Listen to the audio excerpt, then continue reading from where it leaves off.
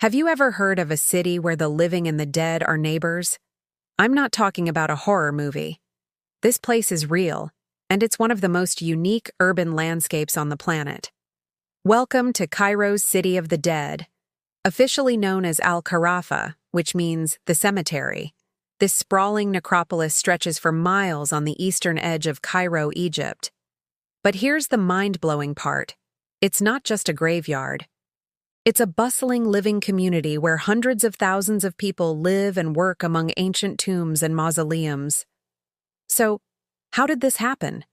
How did a massive cemetery become a residential neighborhood? To understand that, we need to go way back in time. The City of the Dead isn't a modern phenomenon. Its origins trace back over 1,000 years to the Arab conquest of Egypt in the 7th century. The conquering general, Amr ibn al-As, founded the city of Fustat, the first capital of Egypt under Muslim rule. The ruling families and elites of the time began to build their elaborate family tombs just outside the city walls. These weren't just simple graves. They were grand structures, often including rooms for visiting family members to stay and pray for their deceased relatives.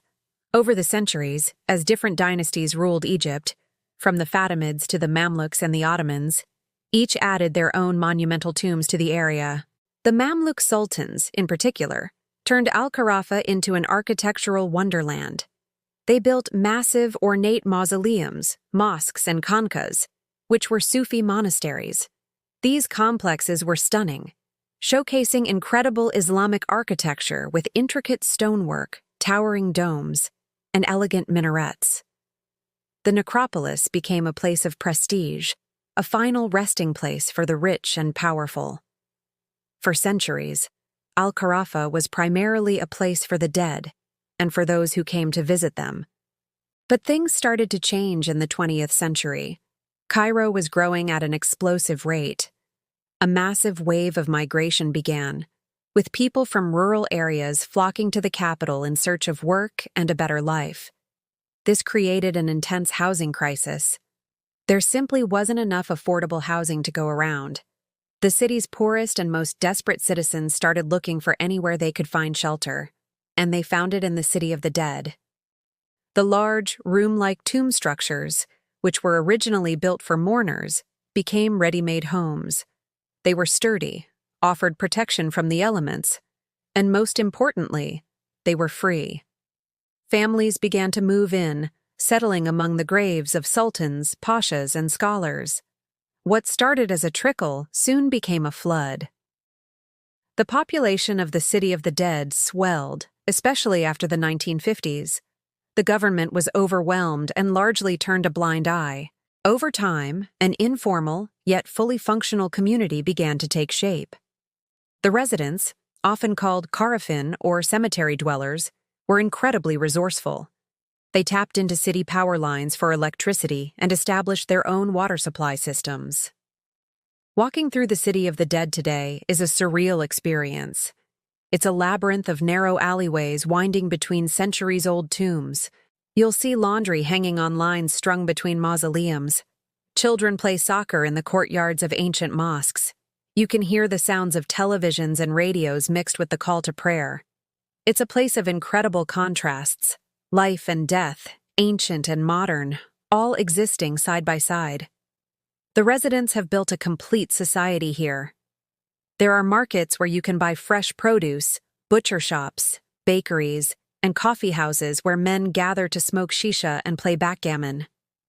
There are schools for the children and workshops where craftsmen practice traditional trades like glassblowing, carpentry, and metalworking.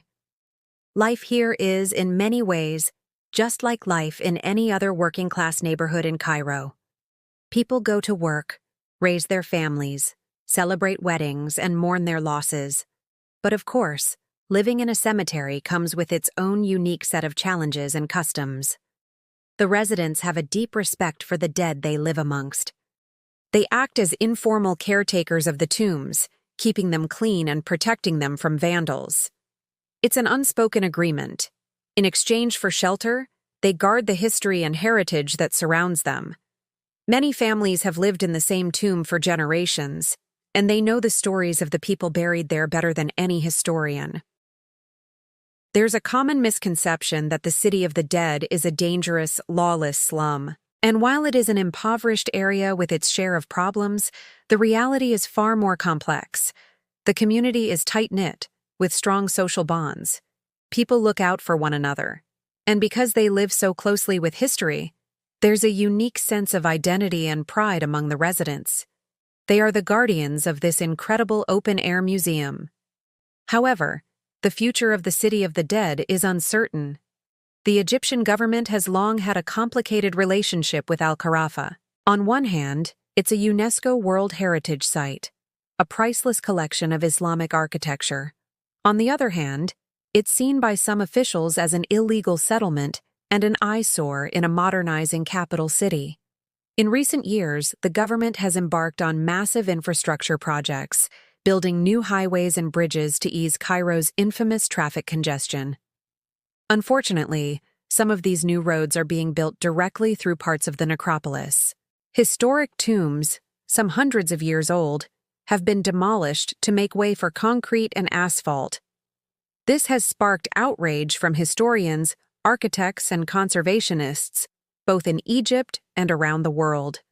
For the residents, the threat is even more immediate. The demolitions not only destroy irreplaceable heritage, but also displace families who have known no other home. They are often offered alternative housing in new satellite cities far from the city center. But this uproots them from their jobs, schools, and the community they've built over decades. It's a classic conflict between development and preservation, progress and heritage. The debate is fierce. Proponents of the new roads argue that they are essential for Cairo's future, and that the needs of the living city must take precedence. They point out that many of the affected tombs were already in poor condition. Opponents argue that there are alternative routes that could have been chosen, and that destroying a UNESCO World Heritage Site is a tragic and irreversible loss. They believe it's possible to develop the city without erasing its past. Amidst all this, the people of the City of the Dead continue their daily lives with a mix of resilience and uncertainty. They are caught in the middle of a battle for the soul of their city. Their story is a powerful reminder that a city is more than just buildings and roads. It's a living, breathing entity made up of people, their memories, and their heritage. So, the next time you think of Cairo, don't just picture the pyramids and the Sphinx. Picture Al-Kharafa, the City of the Dead. It's a place that challenges our ideas of what a city can be. It's a testament to human resilience, a living museum of history, and a community fighting for its survival against the relentless march of modernity. It truly is one of the most fascinating and misunderstood places on Earth. Thanks for watching. If you found this journey into the City of the Dead as fascinating as I did, make sure to hit that like button and subscribe for more stories from the hidden corners of our world. See you in the next video.